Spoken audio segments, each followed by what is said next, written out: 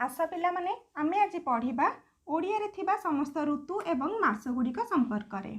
ऋतुर नाम साधारणतः आमर 6टी ऋतु थाए।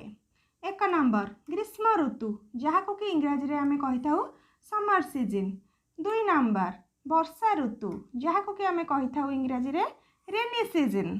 नंबर 3 शरत ऋतु जहाँ को आमे कहिथाउ ऑटम सीजन। नंबर 4 हेमंत ऋतु जहाँ को मैं कही था इंग्राजी रे लेट ऑटम। नंबर 5 शीत ऋतु जहाँ को कि आम इंग्राजी रे कही था विंटर सीजन।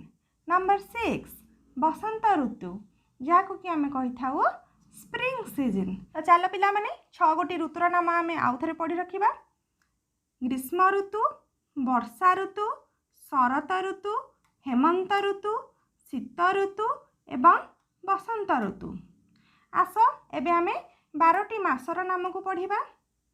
1 नंबर बैशाख, 2 नंबर ज्येष्ठ, 3 नंबर आषाढ़, 4 नंबर श्रावण, 5 नंबर भाद्रव, 6 नंबर आश्विन, 7 नंबर कार्तिक, 8 नंबर मार्गशीर, 9 नंबर पौष, 10 नंबर माघ, 11 नंबर फाल्गुन, 12 नंबर चैत्र।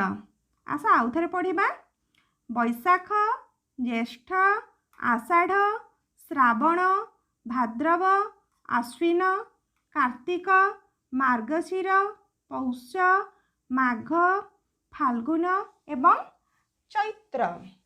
ग्रीष्म बैशाख ज्येष्ठ मास प्रचंड रौद्र परकाश। वर्षारे आषाढ़ श्रावण मेघ बरसे घन घन। भाद्र आश्विन शरतरे निर्मल शोभा जगतरे। हिमे कार्तिक मार्गशीर रातिरे पड़ई शिशिर। शीतरे पौष माघ मास देहरे रख शीतबास। फाल्गुन चैत्र बसंतरे मृदुमलय मनहरे। तो पिला माने मु आशा करुछि तुमे आज 6टी ऋतु एवं 12टी मासर नाम को बहुत भल भाव बुझीथिबो। वीडियोटी जदि भल लगी तेबे लाइक शेयर एंड सब्सक्राइब निहाती रूपे करिवो। आज पई एतिकी। धन्यवाद।